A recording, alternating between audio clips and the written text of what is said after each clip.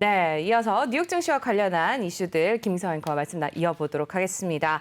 우선 오늘 뉴욕 증시 시장에서는 아무래도 화이자 백신에 대한 정식 승인에 대한 관심이 가장 큰 것 같습니다. 우선 정식 승인 어떻게 이루어졌는지 말씀 들어볼까요? 네, 앞에서 글로벌 인사이트에서 말씀을 하셨죠. 그러니까 긴급 사용 승인, 이건 말 그대로 긴급 사용입니다. 그러니까 네.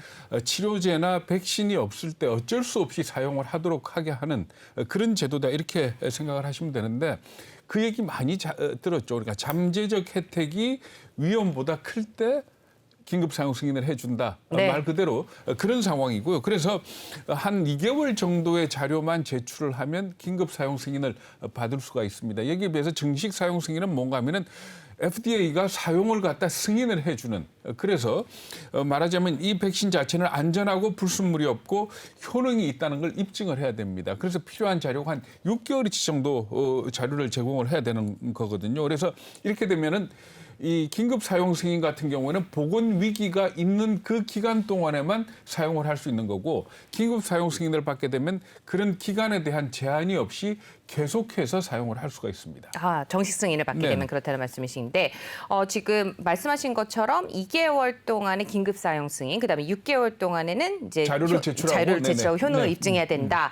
그러면은 정식 승인이라면 어떤 효과들이 또 나올까요? 네, 그러니까 앞에서도 잠깐 얘기하셨죠. 정식 사용 승인을 내게 되면 우선은 네.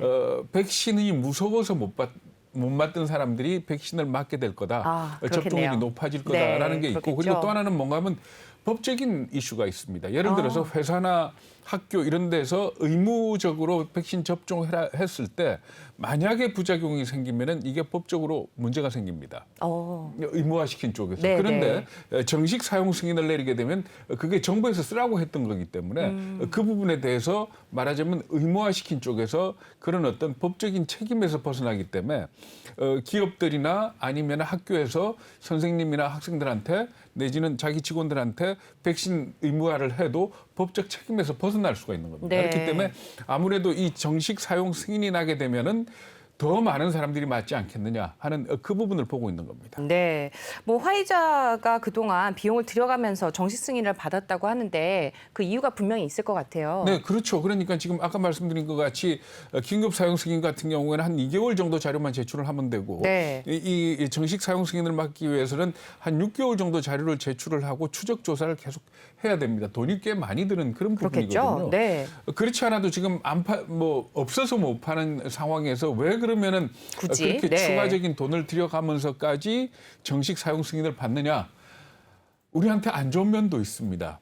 뭔가 하면 첫 번째, 정식 사용 승인을 받게 되면 앞에서 긴급 사용 승인의 전제 조건이 백신이 없거나 다른 치료제가 없을 때라고 했죠. 그렇죠. 그러면 나중에 개발하는 백신은 앞에 정식 사용 백신이 있지 않습니까? 네. 그러니까 긴급 사용 승인을 못 받게 되는 겁니다.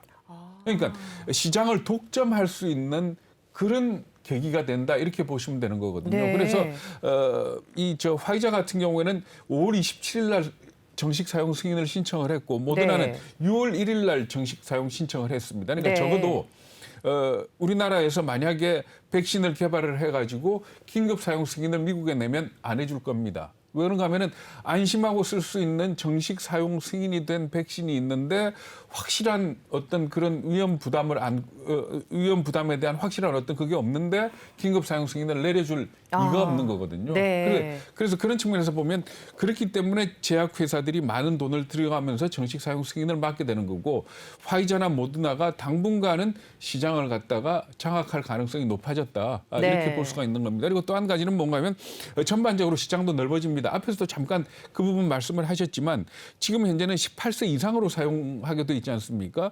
긴급 사용 승인은 그러니까 이 연령대까지도 딱 정해가지고 그렇죠. 쓸 수 있도록 해주는 겁니다. 그런데 물론 이 부분에 대해서 임상 자료를 제출을 해야 되지만은 네. 담당 의사가 책임 하에서 말하자면 12살짜리, 16살짜리한테도 이 백신을 놓을 수가 있게 되는 이렇게 보시면 되는 겁니다. 네, 일단 오늘 화이자 백신에 대한 정식 승인 내용이 가장 긴급하게 나온 내용인 것 같습니다.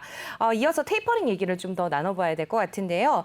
다시 늦춰질 수도 있다는 이야기가 또 다시 나오고 있죠. 네, 그렇습니다. 앞에서도 말씀하셨고 또 우리 한세구 대표도 그 얘기를 쭉 했습니다만은 테이퍼링에 관련해 가지고, 그러니까 델라스 캐플란 연은 총재가 그 얘기를 했었죠. 그러니까 대표적인 매파인데 네. 이게 델타 변이 때문에 좀 늦춰지는 것 같다. 그래서 9월 달에 고용 지표를 보고 네. 아무래도 결정을 해야 될 것 같다. 이렇게 얘기를 했고요. 그리고 또 워낙 비둘기파이긴 합니다만은 카라카시 미니오폴리스 예는 총재 같은 경우에도 최근 들어서 델타 변이가 확산됨으로 해가지고 사무실 복귀가 늦어지고 있다. 네. 그랬더니 사무실 주변에 서비스 업종들이 결국 문을 열지 못하고 있는 것 아니냐. 이런 면을 지적을 하면서 이분 역시도 9월 달을 갖다 봐야 되는 쪽으로 얘기를 하고 있습니다. 여기에다가 아까 말씀하신 대로 이 PMI 지수가 나쁘게 그렇죠. 나왔거든요. 네. 제조업이나 서비스업 할 거 없이 제조업 같은 경우는 4개월 만에 가장 낮게 나왔고 서비스업은 또 8개월 만에 가장 낮게 나온 걸로 이렇게 집계가 됐습니다. 물론 50m로 떨어진 건 아니지만은 네. 말하자면 성장세 자체가 둔화됐기 때문에 아무래도 좀 이 테이퍼링이 좀 늦어지지 않겠느냐 하는 그런 얘기가 나오고 있는 겁니다. 네, 그렇습니다. 앞서서 말씀을 드렸습니다만 기준은 50입니다. 하지만은 뭐 예상치가 59.5였는데 서비스업 PMI가 55.2에 그쳤다는 점 앞서서 글로벌 브리핑 때도 전해드린 바가 있습니다. 자, 지금 또 어쨌든 간에 테이퍼링 이후를 좀 대비를 해야 되지 않을까 싶은데요. 네, 그렇습니다. 그러니까 테이퍼링을 두 가지죠. 하나는 네. 뭔가 하면 이제 긴축으로 들어간다 하는 이게 신호탄이 되는 거고 또 하나는 뒤집어 놓고 생각하면 미국 경제가 정상 궤도에 들어갔다 이렇게 볼 수가 있는 겁니다. 그래서 사실은 이 각각을 놓고 이게 신흥시장, 우리나라 시장에 어떻게 영향을 미치느냐는 또 구분을 해봐야 되는 거지만은 미국 시장만 놓고 볼 적에 긴축의 신호탄인 동시에 미국 경제가 정상으로 들어갔다는 신호탄인데 이게 경기 회복세를 갖다가 둔화시킨다면은 테이퍼링의 의미가 없다 이렇게 볼 수가 있습니다. 근데 테이퍼링에도 불구하고 기업들의 실적이 계속 좋고 성장세를 이뤄 나간다 이러면은 상당히 의미 있는 회복세다 이렇게 볼 수가 있는 거죠. 그렇기 때문에 사실 앞으로 테이퍼링 이후의 경제를 가늠하고 있는 거는 지금 우리가 걱정했던 어떤 둔화세, 성장 둔화세 이런 것들을 다 감안을 해야 되는 그런 부분입니다. 그렇기 때문에 사실 어떤 종목에 투자할 거냐 아니면은 쉴 거냐 말 거냐 하는 부분에 변곡점에 와 있다 네. 이렇게 봐야 될 겁니다.